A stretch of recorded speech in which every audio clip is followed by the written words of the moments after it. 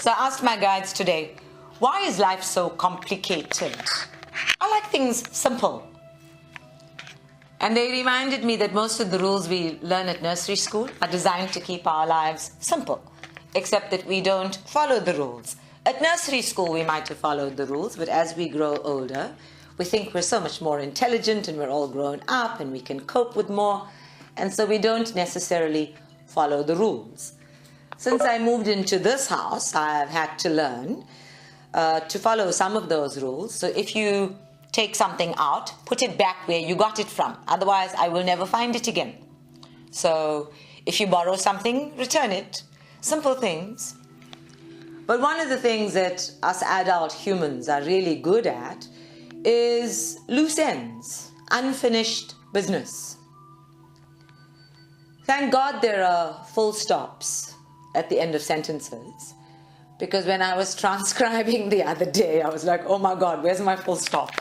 Let me put in a full stop, because I can talk 19 to the dozen and you'll never know where the sentence began or where it ended or where to put in a comma or how to separate one part of the sentence from the other. There are so many tangents that I can go on, and I listen to myself transcribing and I think, oh my dear God, I do so have to unclutter my life. So, short, succinct, using full stops everywhere in my life, not just in my sentences. Can you imagine if you started a sentence and didn't finish it? Chaos. Not just random chaos of balance and creativity in the universe, but confusion, anarchy, madness, craziness, chaos. If robots didn't go from green to amber to red, we would have a different kind of chaos. So we all depend. We depend on things ending, finishing, and yet we are so very bad at it. We are so very bad at ending things. We are so very bad at letting things go or finishing things. And for most people, long after the physical experience of something ending or finishing or closing is done, the energetic connectedness, the energetic attachment continues. So I started to look not just at all of the incomplete, unfinished projects around the house, of which there are so many, but just inside of myself, at what feels unfinished. And part of this process of meditation and working on oneself and being on a spiritual pathway and moving towards enlightenment is to actually be able to unclutter the finished bits, to actually finish things, end them, slow them down, get a new understanding of them and take them to the next level. So anything that's stagnating as unfinished business or incomplete and just sitting there like part of a bunch of stuff in a cupboard that I haven't seen for years and really I have no use for. We all have these cupboards. We're hoarders. As human beings, we love to accumulate stuff energetically, physically, emotionally, mentally. In our bank accounts, we just think that the more we have, the more we are. And that's the most ridiculous notion ever. This notion that the more we have, the more we are, has gotten us into a great deal of trouble and led to greed and exploitation and slave labor and cheap quality goods, and the state of the nation applies. So we need to rethink things.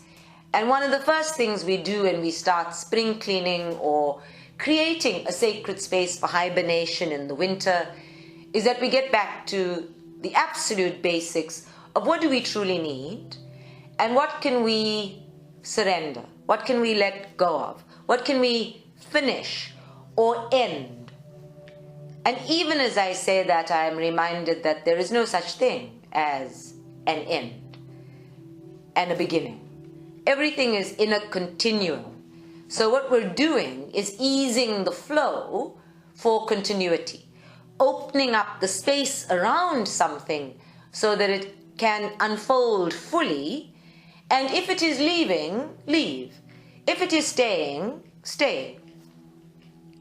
Our tendency to make the decisions in advance of anything unfolding also gets us into trouble and entangles us even further, and so we create more unfinished business for ourselves. So today I want us to just stop and think about what is the unfinished business that we are sitting with. There are some things that are just repetitive. I mean, every month there's all of those bills to pay. That's repetitive. That is never going to be finished. It's never going to be finished. As human beings on a pathway in terms of learning about each other and relating and understanding, it's never going to be finished. There's always going to be more. There's always going to be some mystery, something unknown, something less predictable than the rest. So it's always going to be unfinished. What is ever finished? I mean, in this house, if you clean out the pots and you wash them out and we say, oh, that's finished. But the fact is that we never run out of food. There's always food. Nothing ever seems to be finished, except when I run out of milk. And then try us to dash out and buy more. And then you know, the milk is finished. So we can apply this word finished only to very tangible things. And the way we've set up our lives, we don't actually run out of the most important things all that often. It's only the things that we use regularly. I'm never going to run out of dinner plates. I mean, you actually have to invite 150 people to this house for me to run out of dinner plates. This is how crazy it gets. And when I look at other people's lives, I see how our lives are set up to meet contingencies, all of the possibilities and the what ifs and the maybes instead of the what is. I remember when Sonali and I had 2 chairs and a table. And every time we had a dinner party, we'd say we're having a bring-in chair. Because there were only 2 people in my house. We only needed 2 chairs. Everything else was a waste. And she always used to say, Mommy, you're making sure we can't invite other people to dinner. And I was like, no, when we invite other people to dinner, we'll have a bride. They won't need chairs. We'll have a buffet. They won't need chairs. We'll get creative. And we're quite happy without it until somebody stole the table and chairs. So that kind of brought that to a neat and tidy end. And now we have too many chairs. And I look at all of this and I don't know whether to laugh or just throw up my hands in despair or aggravation, because everywhere I look, everything comes with work. Everything comes with effort and energy investment. Everything outside of myself comes with a process and a continuity and a coming from somewhere and a going somewhere, and it all gets so complicated. And when I stand still in the middle of it all, I see it all as unfinished business outside of me. And to be quite honest, I'm not so keen on all this unfinished business outside of me. I'd rather be busy with the unfinished business inside of me than outside of me. As wonderfully distracting and entertaining as it is from time to time, I would much rather be spending my time on the unfinished business inside. And that unfinished business inside never quite gets pinned down, is never so tangible as the stuff outside. So it's easier to make those to-do lists. And it's easier to say, this must be finished, and that must be done, and that has to move, and move the furniture, and spring clean, and all of those things outside. Then we can say it's tangible, productive. We've done things, we've accomplished things. But inside, everything is just sitting there, lurking, accumulated. And for some people, when they start to work inside, it's like opening Pandora's box. You have no idea what kind of furies will come flying out and then cannot be jam-packed back into the box. So a lot of people are just afraid of their unfinished business and their loose ends, and so they leave it dangling, leave things in knots in some places and dangling in others. Now, the nature of the problem decides whether or not we should tie up those loose ends or whether we should unravel those knots. To a great extent, it depends on how you feel about something inside of you. How does it feel? Does it give you a sense of your stomach churning? Does it give you a sense of needing to be opened up and explored? And if it gives you that, then we must untie the knots. We must unravel things a little so that we can let the light in and we can feel it with greater clarity, and we can allow the emotional accumulation around it to unearth itself, to be explored, to flow. If it feels like you're just suspended in time with something, then you need to get that more anchored. You need to pull it down, you need to put a little brick on it to weigh it down a little so that you can get a better look at it. Inside of us, we all have our own way of deciphering our feelings and defining our emotions and attaching them. So the way we do that inside decides whether or not we need to unravel things or whether or not we need to tie them up in neat little knots like little bows and send them on their way. Other people have different metaphors for finishing things. And whatever the metaphor we use, we must understand that this thing that we call closure is also momentary. That we're coming to a sense of understanding or creating peace of mind with something in that moment, and that is the temporary feeling of closure around it.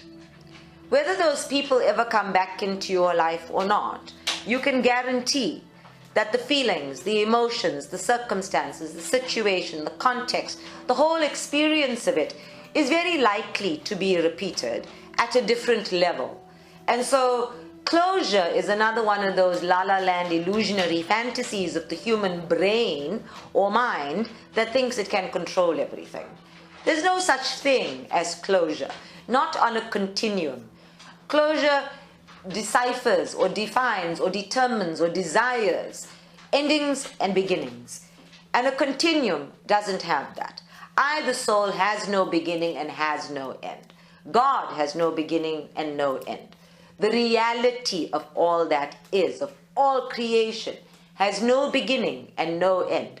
When this world, as we perceive it, ends, it is in fact the beginning of a whole new world. And we've seen that the earth has replenished itself and resurrected itself over 300 billion years of existence. So we know that this happens.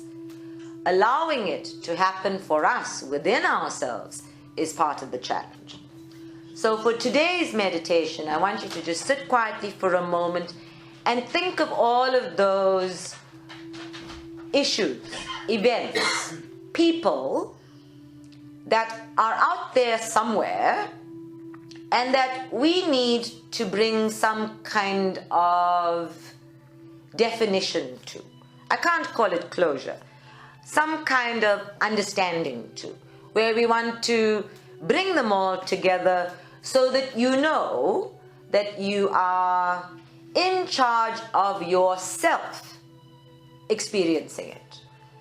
This is about coming to terms with how you feel about something and what's tying you up in knots inside, what's got you at loose ends, so that you take management of yourself back from the circumstances. I positively hate being suspended in time about anything. If I have to wait on 6 other people making a decision about something, I would much rather go my own way and do my own thing and let them catch up with me whenever. Because I cannot dither around. I'm very impatient. I find it impossible to dither around other people's decision making or lack of decision making. And yet by the very same token, when I look at my life, I see at least 20 things sitting out there waiting for something next to happen, and there's not much I can do about it physically, short of banging on HAPSA and banging on Cell C and banging on MTN and banging on this door and that door There's not much I can do about it. It's a lot of physical, plain incompetency and tedium. But I do know that what I can do is recall my energy from all of those spaces and take ownership of it again. Just make myself whole again instead of feeling fragmented as if all of those loose ends are leaking my energy out into a whole bunch of stuff that is outside of my control. So I can surrender control and regain ownership of myself. And in doing so, I can bring an end to the leak, to the draining energy, to the stress of it, to the tedium of it, to the burdensomeness of it. Does that sound like fun? I'm quite looking forward to doing this meditation because I think round about now in my life I need it. I'm halfway through the year and I feel like I'm still at the beginning in terms of accomplishment. I know, I'm still talking to the same people I was talking to in January. And it's actually so not funny, I might be getting hysterical about it. So I'm taking my power back. I want all of my energy back from wherever it's gone, and then I can whammy them one. Shall we do this? Whammy what one? All those people who are sitting there with my energy leaking out to them. Those people. Of course, this is with corporates and complaints and call centers. But this applies to the people in our lives. It applies to the people in our past. It applies to the people in our possible futures who are hanging around and we don't quite know, even after you've signed on the dotted line, there's no end. And accepting that is so hard. We think things are done and dusted. We think they're gone. And really, even when they're dead, people are not gone. Nothing dies. Nothing leaves forever. Everything is always there somewhere. And I was reading the other day, must have been on Facebook, because where else would I have seen such information, that every woman, and I don't know why they only talked about women, but every woman at a cellular level holds an imprint of all of her lovers. Now that was fascinating for me because actually that's what we talk about, all experiences. So I don't know why they pinpointed it to women and lovers and how it impacts on the next relationship. But every person is running around with an imprint of all of the people they have ever experienced in their lives, and the more profound, the greater the imprint. And so we know inside at a cellular level, nothing finishes. Absolutely nothing ends. All we can do is take our energy back from it and manage our relating to it or with it or from it with awareness.